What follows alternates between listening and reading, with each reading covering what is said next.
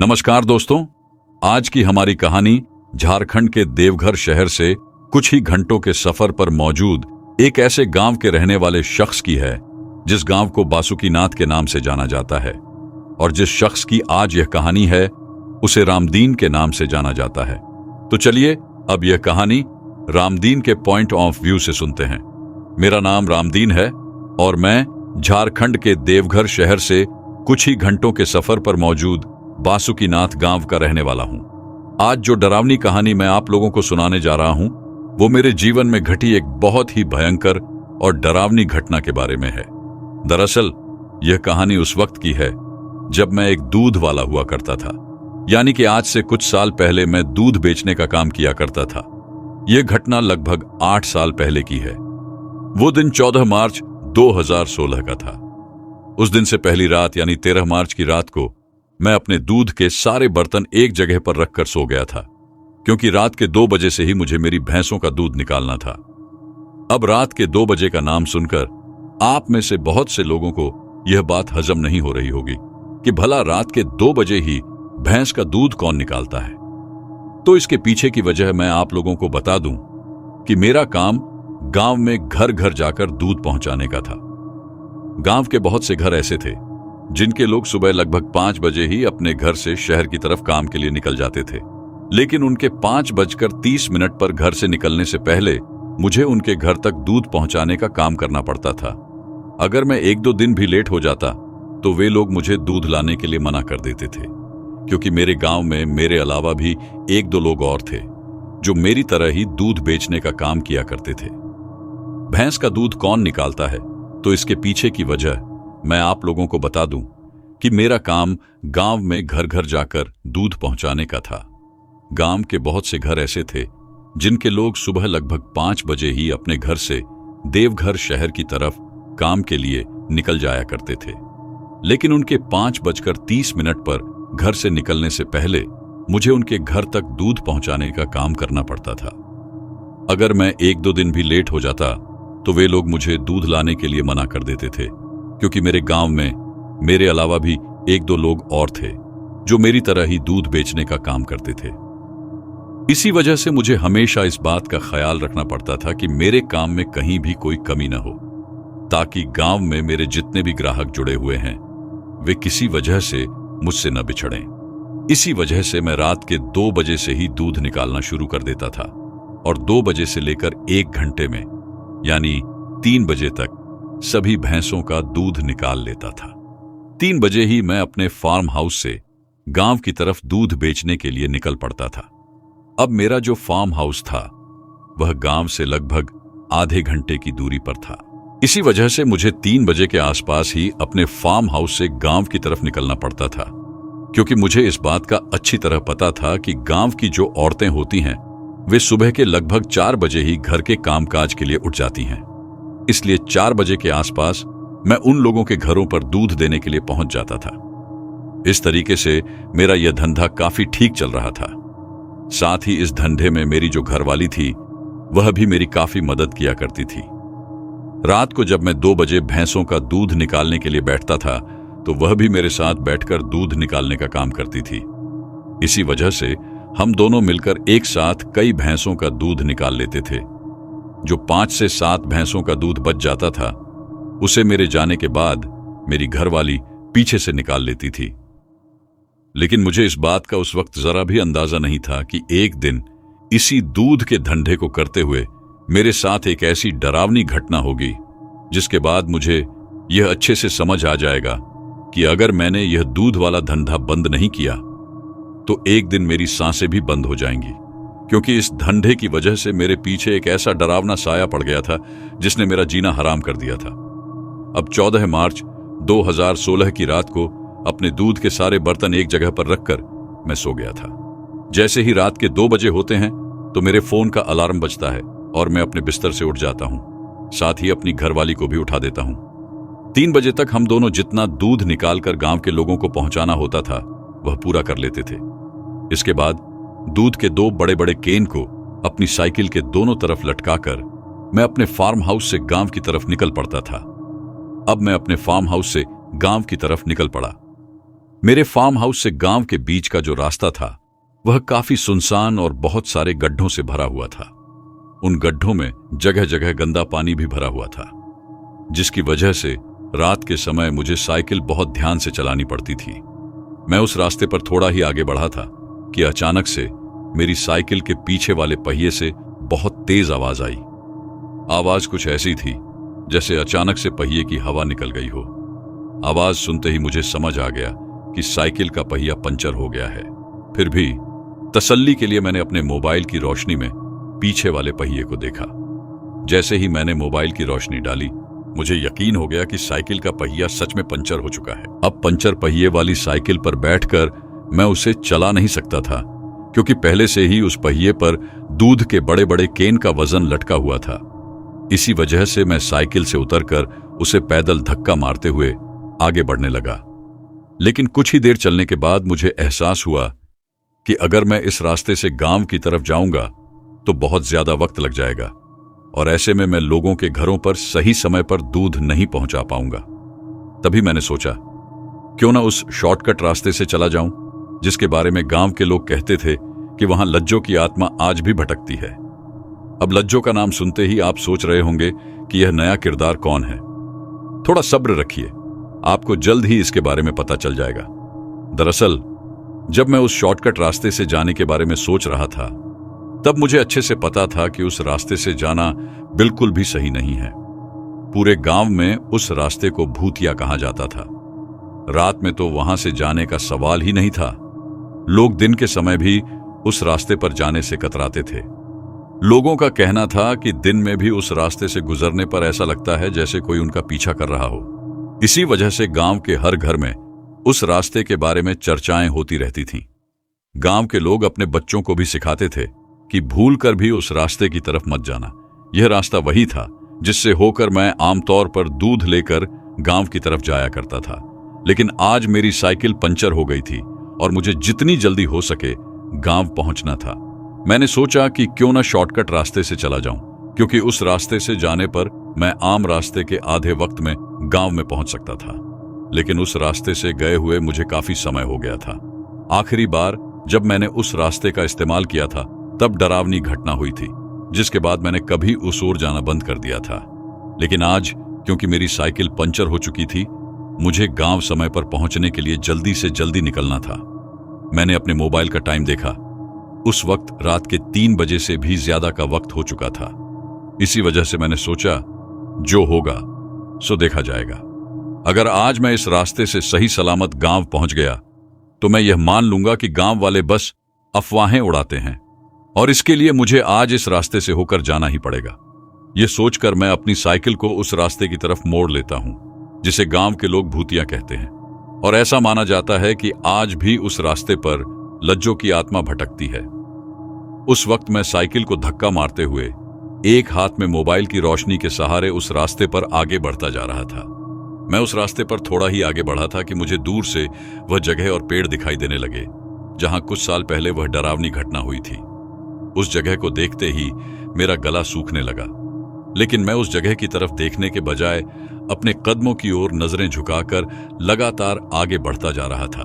जैसे जैसे मैं आगे बढ़ रहा था, मेरा डर और भी ज्यादा बढ़ता जा रहा था। अब तक मुझे कोई डरावनी चीज या कोई साया तो नहीं दिखाई दिया था, लेकिन फिर भी मुझे बेचैनी होने लगी। अचानक चलते चलते मेरे पूरे शरीर पर पसीना आने लगा और मेरी सांसें तेज हो गईं। ऐसा लग रहा था कि मेरा डर अब मुझ पर पूरी तरह हावी हो रहा है। मुझे लगने लगा कि शायद मेरा ब्लड प्रेशर बढ़ रहा है, क्योंकि उस वक्त मेरे दिमाग में एक साथ कई डरावनी बातें चल रही थीं जिन पर मैं काबू नहीं पा रहा था। मैं इसी हालत में आगे बढ़ ही रहा था कि अचानक मेरे पीछे से किसी की आवाज आई, थोड़ा दूध हमें भी पिला दो। क्या सारा दूध सिर्फ गांव वालों को ही पिलाओगे? इस आवाज को सुनते ही मेरे कदम रुक गए और उसी पल मुझे किसी और के कदमों की आवाज भी सुनाई देने लगी। और सिर्फ कदमों की आवाज ही नहीं, बल्कि पायल की छन छनाहट भी मेरे कानों में गूंजने लगी। उस आवाज को सुनकर मुझे ऐसा महसूस हुआ कि जो कोई भी पीछे से मुझे आवाज दे रहा है उसने काफी मोटी पायल पहन रखी है। यह देखकर मुझे यकीन हो गया कि वह कोई औरत या लड़की ही होगी। लेकिन उसी वक्त मेरे मन में ख्याल आया, रात के इस घने अंधेरे में 3 बजे के आसपास। यहां कोई औरत या लड़की आखिर क्या कर रही होगी? और अगर इसे दूध ही चाहिए था तो ये मुझसे गांव में भी कह सकती थी। इस सुनसान रास्ते पर मुझे दूध लेने के लिए क्यों रोक रही है? जैसे ही यह ख्याल मेरे दिमाग में आया, मुझे गांव के लोगों की बातें याद आने लगी। दरअसल जब भी इस भूतिया रास्ते पर हुई घटना की चर्चा होती थी तो गांव वालों का कहना था कि अगर गलती से कोई इंसान उस रास्ते से गुजर रहा हो और उसे कहीं से भी किसी अजनबी की आवाज सुनाई दे तो उसे कभी भी उस आवाज का जवाब नहीं देना चाहिए, बल्कि चुपचाप तेज कदमों से आगे बढ़ जाना चाहिए। क्योंकि अगर किसी ने उस आवाज का जवाब दे दिया या फिर जिस दिशा से आवाज आई है उधर पलट कर देखा तो उसके साथ ऐसी अनहोनी होगी जिसकी कोई कल्पना भी नहीं कर सकता। जैसे ही मुझे यह बातें याद आईं, मैंने अपने रुके हुए कदम फिर से आगे बढ़ाने शुरू कर दिए और धीरे धीरे अपनी चाल तेज कर ली। उस वक्त वह रास्ता इतना सुनसान और शांत था कि मेरे कानों में केवल मेरे कदमों और साइकिल के पहिए की आवाज गूंज रही थी। जैसे ही मैंने अपने कदमों को थोड़ा और आगे बढ़ाया, एक बार फिर से वही आवाज सुनाई दी, लेकिन इस बार वह आवाज पहले जैसी नहीं थी। दरअसल इस बार वह आवाज काफी भारी और डरावनी थी। अचानक से जो माहौल सन्नाटे से घिरा हुआ था, वह एक झटके में उस आवाज से गूंज उठा। ऐसा लग रहा था जैसे चारों तरफ से सिर्फ वही आवाज आ रही हो। इस बार मैंने जो सुना वह यह था, तुम बहुत बड़ी भूल कर रहे हो। मेरे रोकने के बाद भी अगर तुम नहीं रुके तो तुम्हारे साथ कुछ ऐसा होगा कि तुम्हें अपनी गलती पर इतना पछतावा होगा कि पछताने के अलावा कुछ नहीं बचेगा। आज तक जिसने भी लज्जो की आवाज नहीं सुनी, वो किसी और की आवाज सुनने के लायक भी नहीं रहा। जैसे ही मेरे कानों में लज्जो का नाम गूंजा, मेरे हाथ पांव कांपने लगे। मेरे पैर इतने ज्यादा कांप रहे थे कि मैं ठीक से खड़ा भी नहीं रह पा रहा था। लेकिन अब मैं इतना डर चुका था कि पीछे मुड़कर यह देखने की हिम्मत भी नहीं बची कि आखिर मुझे लज्जो का नाम लेकर कौन आवाज दे रहा है। दरअसल गांव में लज्जो के नाम का ही इतना खौफ था कि उसका नाम सुनते ही मेरी आवाज घुट गई और ऐसा महसूस हुआ कि आज मेरा मरना तय है। लज्जो का नाम सुनते ही मेरे हाथ पांव कांपने लगे और मेरे पैर इस तरह कपकपा रहे थे कि मैं ठीक से अपने पैरों पर खड़ा भी नहीं रह पा रहा था। लेकिन उस वक्त मैं इतना ज्यादा डर चुका था कि मुझ में इतनी भी हिम्मत नहीं बची थी कि मैं पीछे की तरफ पलटकर यह देख सकूं कि आखिर मुझे लज्जो का नाम लेकर आवाज देने वाला कौन है। गांव में लज्जो के नाम का ही इतना ज्यादा खौफ था कि उसका नाम सुनते ही मेरी आवाज घुट गई और ऐसा लगा जैसे अब मेरा मरना तय है। उस वक्त मुझे यकीन हो गया था कि आज मैं इस भूतिया रास्ते से जिंदा नहीं निकल पाऊंगा। मेरे आसपास उस वक्त दूर दूर तक कोई ऐसा इंसान भी नहीं था जो मेरी मदद कर सकता। मैं वहीं जड़ होकर खड़ा था और मेरे दिमाग में अनेकों डरावनी बातें घूम रही थीं। तभी फिर से मेरे कानों में किसी के चलने के कदमों की आवाज के साथ साथ पायल के छन छनाने की आवाज सुनाई दी। यह आवाज धीरे धीरे मेरे पास आती जा रही थी। मुझे यह साफ महसूस हो रहा था कि जो कोई भी मेरे पीछे है वह धीरे धीरे मेरी ओर बढ़ रही है। उस वक्त मेरा मन कर रहा था कि मैं अपनी साइकिल और दूध को वहीं छोड़कर भाग जाऊं, लेकिन उस वक्त चाहकर भी मैं ऐसा नहीं कर सकता था क्योंकि मेरा शरीर मेरा साथ नहीं दे रहा था। वहां से भागना तो दूर की बात है, उस वक्त मैं सही से सांस भी नहीं ले पा रहा था। मुझे ऐसा महसूस हो रहा था कि अगर मैं जोर से सांस भी लूंगा तो मेरी सांसों की आवाज किसी और के कानों में पहुंच जाएगी। मैं धीरे धीरे इतनी धीमी सांस ले रहा था कि शायद मेरे अलावा कोई और उसे सुन भी न सके। पता नहीं उस वक्त मुझे इतना ज्यादा डर क्यों लग रहा था, जबकि मैंने अब तक अपनी आंखों से कुछ भी ऐसा नहीं देखा था जिससे मैं इतना ज्यादा डर जाऊं। अब तक मैंने सिर्फ अपने कानों से ही वह आवाज सुनी थी, लेकिन अब शायद मैं अपनी आंखों से भी वह चीज देखने वाला था जिसकी वजह से मैं इतना डरा हुआ था। क्योंकि जब तक मैं खुद उस चीज को देख नहीं लेता तब तक मुझे यकीन नहीं होता कि गांव के लोग जो बातें कहते हैं वो सच हैं या सिर्फ अफवाह हैं। अब तक मुझे आधे से ज्यादा विश्वास हो चुका था कि गांव के लोग जो बातें कहते हैं वो सही हैं। और इस रास्ते पर रात के 3 बजे के वक्त आने का मतलब था कि मैंने बहुत बड़ी गलती कर दी है। मैंने भी ऐसा सुना था कि रात के 3 बजे का समय भटकती आत्माओं का सबसे शक्तिशाली वक्त होता है। इस समय देवता भी अपने अपने साईं कक्ष में चले जाते हैं। ऐसे में अगर कोई इंसान आत्माओं के चंगुल में फंस जाता है और उस वक्त भगवान को भी याद करता है तो उसकी मन की आवाज भगवान तक नहीं पहुंच पाती। ऐसा कहा जाता है कि उस वक्त भगवान निद्रा में होते हैं। हालांकि इन बातों को मैं पहले सिर्फ किताबी बातें मानता था और सोचता था कि ये इंसानों को डराने के लिए बनाए गए ढकोसले हैं। लेकिन अब खुद को इतना डरते हुए देखकर मुझे एहसास हुआ कि इंसान का डरना बहुत जरूरी होता है। जब मेरे दिमाग में ये सारी बातें चल रही थीं, उसी दौरान मेरे कानों में लगातार पायल की छन छन की आवाज सुनाई देती रही, जो धीरे धीरे मेरे पास आती जा रही थी। एक पल बाद वह आवाज मेरे बिल्कुल पास आकर रुक गई, और जैसे ही वह आवाज मेरे पास आकर रुकी, उसी पल मुझे अपने कंधे पर किसी के हाथ रखने का एहसास हुआ। जैसे ही मुझे पीछे से कंधे पर किसी के हाथ रखने का एहसास हुआ, मैं बुरी तरह कांपने लगा। उस वक्त मैं इतना ज्यादा कांप रहा था कि शायद मेरे पीछे जो कोई भी खड़ा था उसने भी ये बात अच्छी तरह से महसूस कर ली होगी कि मैं डर के मारे कितनी बुरी तरह थर थर कांप रहा हूं। शायद यही मेरी गलती थी, क्योंकि जो भी मेरे पीछे खड़ा था उसे अब यह यकीन हो गया था कि मैं बहुत डरपोक हूं, और शायद इसी वजह से वह मेरे ऊपर हावी हो गई। जब मुझे कंधे पर हाथ रखने का एहसास हुआ तो मैं कांपते कांपते अपने आप को पीछे की तरफ घुमाता हूं और अपनी नजरें पीछे डालता हूं। जैसे ही मैंने पीछे की तरफ देखा, मेरी नजर एक लंबी चौड़ी औरत पर पड़ी जो गांव की औरतों जैसे कपड़े पहने हुए थी। उसने अपने आधे से ज्यादा चेहरे को सिर पर ओढ़े हुए पल्लू से ढक रखा था। उसके सिर पर बंधी हुई एक लंबी चोटी थी जो आगे की तरफ लटकी हुई थी।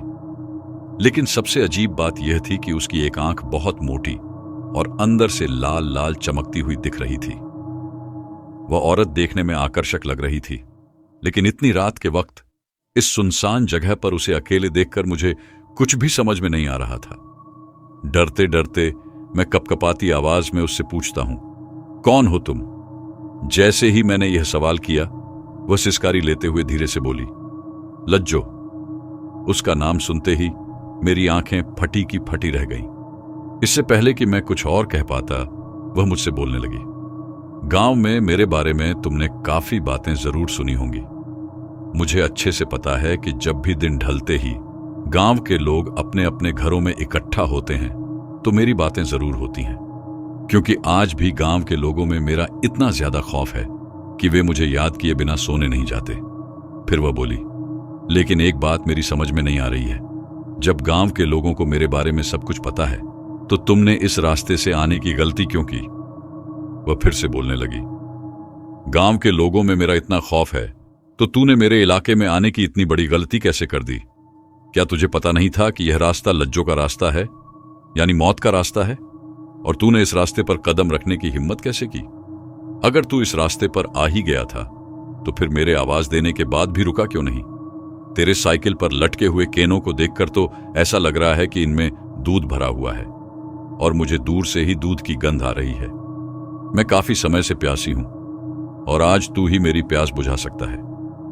आज मेरी दो तरह से प्यास बुझेगी। पहले तो मैं तेरा सारा दूध पीऊंगी और फिर तेरा सारा खून। उसके मुंह से ये बातें सुनते ही मैं इतना बुरी तरह कांपने लगा कि मेरे हाथ से साइकिल छूट गई और मैं थरथराने लगा। मुझे इस तरह कांपते देख वह जोर जोर से अजीब तरीके से हंसने लगी। जैसे ही साइकिल नीचे गिरी, उसके दोनों तरफ लटके दूध के केन भी नीचे गिर गए। जैसे ही केन नीचे गिरे, उनके ढक्कन खुल गए और दूध नीचे रास्ते पर बहने लगा। उस दूध को बहते देख वह डरावनी औरत अचानक से मेंढक की तरह उछलकर नीचे बैठ गई और कुत्ते की तरह अपनी जीभ से उस दूध को चाटने लगी। जब वह कुत्ते की तरह चाटते हुए दूध पी रही थी तो उसने अपने सिर के पल्लू को एक हाथ से साइड में खिसका दिया। पल्लू हटते ही उसका आधा चेहरा मुझे दिखाई दिया। जैसे ही मैंने उसका आधा चेहरा देखा, मेरी आंखें फटी की फटी रह गईं और मेरा गला सूख गया, क्योंकि उसका आधा चेहरा पूरी तरह जला हुआ था और उसकी एक आंख गायब थी। यानी कि वह सिर्फ एक आंख वाली औरत थी जो शुरू से मुझे दिखाई दे रही थी। अब उस एक आंख वाली औरत को देखकर मुझे यकीन हो गया कि यह कोई जिंदा औरत नहीं बल्कि भयंकर आत्मा है, और शायद यह वही आत्मा है जिसके बारे में गांव के लोग बातें करते हैं। यह लज्जो की आत्मा थी। इस बात का एहसास होते ही मुझे यकीन हो गया कि यह और कोई नहीं, लज्जो डायन ही है। जैसे ही मुझे इस बात का यकीन हुआ, मैं अपने कदमों को धीरे धीरे पीछे करने लगा। लेकिन शायद जब वह कुत्ते की तरह दूध छांट रही थी, तब उसने मुझे पीछे हटते हुए देख लिया था। लज्जो डायन को एहसास हो गया था कि मैं भागने की कोशिश कर रहा हूं। इसी वजह से उसने मेंढक की तरह उछलकर अपने हाथ को मेरी तरफ बढ़ाया और मेरे पैर को पकड़कर मुझे खींचते हुए नीचे जमीन पर गिरा दिया। अब उसके पूरे चेहरे पर दूध लगा हुआ था और उसके मुंह से दूध की लार टपक रही थी। जैसे ही मैं नीचे गिरा, वह उछलकर मेरे सीने पर बैठ गई और अपना डरावना चेहरा मेरे चेहरे के बहुत करीब ले आई। अपना डरावना चेहरा मेरे करीब लाकर वह बोली, तुझे क्या लगा तू यहां से भाग जाएगा? आज तक जो भी इस रास्ते पर आया है, वह लज्जो की इजाजत के बिना कभी जिंदा वापस नहीं गया। तो तूने ये कैसे सोच लिया कि तू मेरी मर्जी के बिना यहां से जिंदा बचकर निकल जाएगा?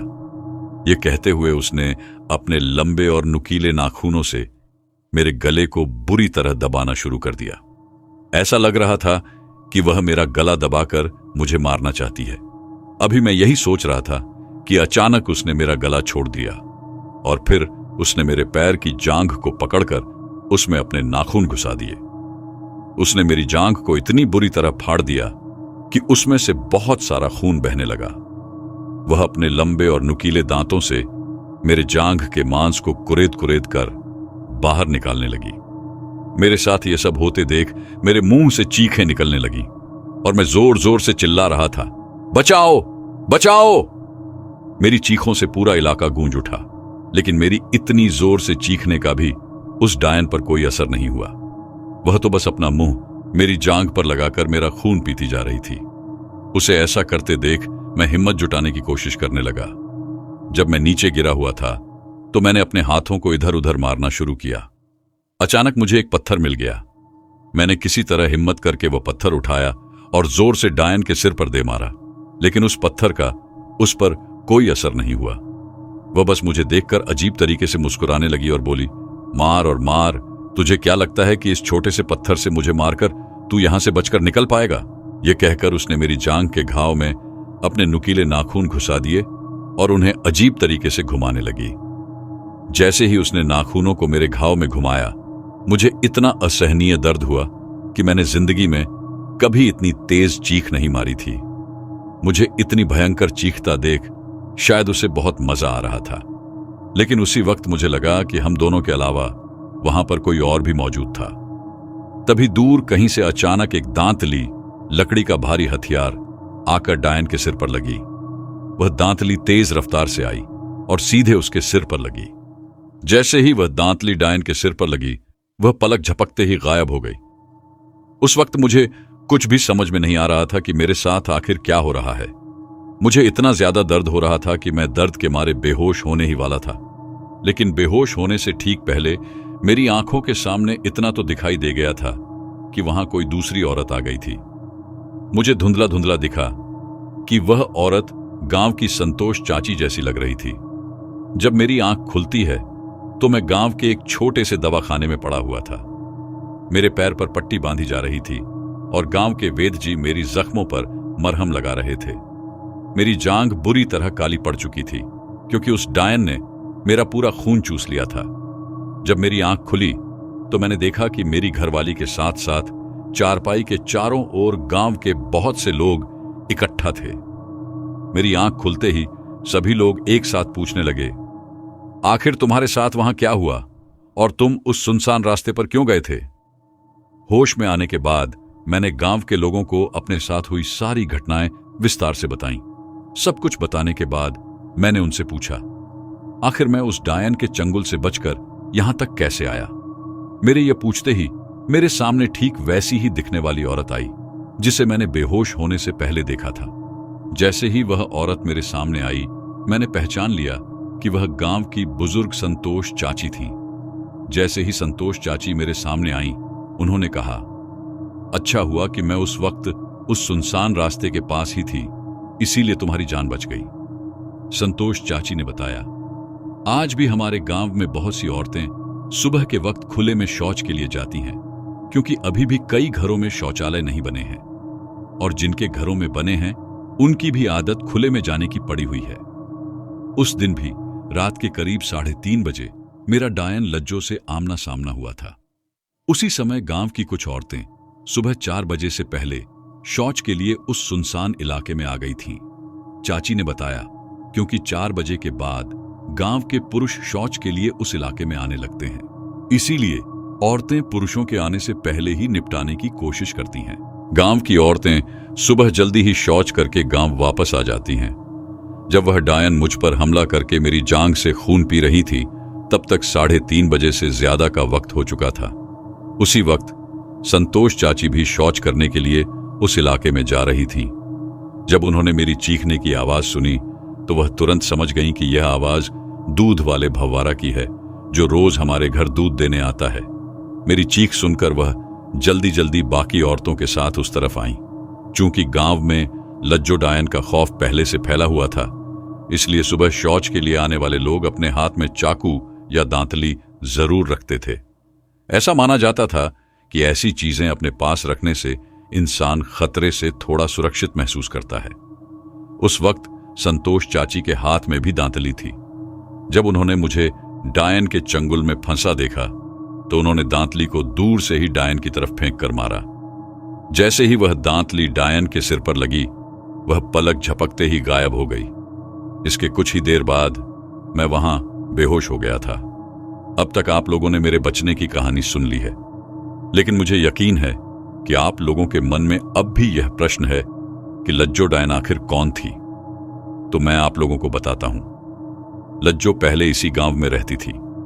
उसकी शादी किसी दूसरे गांव में हुई थी और वह शादी के बाद इस गांव में दुल्हन बनकर आई थी।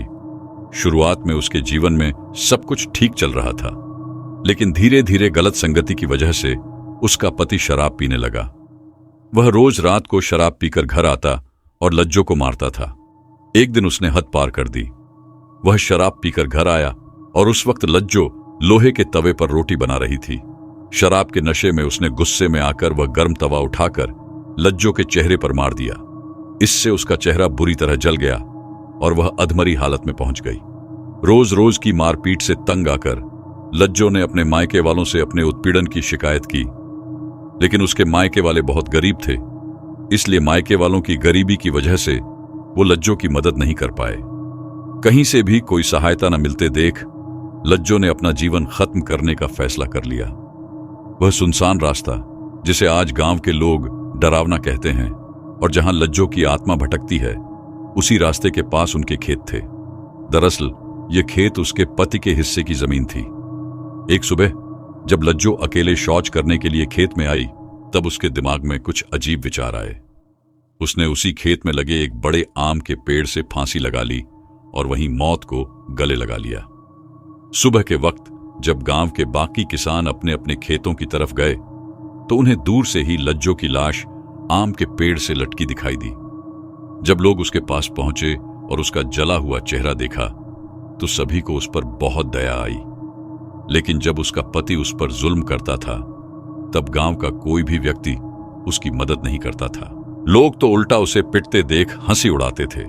यही कारण है कि मरने के बाद उसकी आत्मा गांव वालों के पीछे पड़ गई। लज्जो की मौत के बाद उस रास्ते पर कई डरावनी घटनाएं हुईं। कुछ हादसों के बाद 1-2 लोगों की लाशें भी उस इलाके में पाई गईं। इन लाशों के मिलने के बाद ही गांव के लोगों ने उस रास्ते पर जाना बंद कर दिया। तभी से उस रास्ते पर लज्जो की आत्मा का खौफ बना हुआ है। तो दोस्तों, ये थी हमारी आज की कहानी। कहानी कैसी लगी ये आप मुझे कमेंट बॉक्स में कमेंट करके जरूर बताना।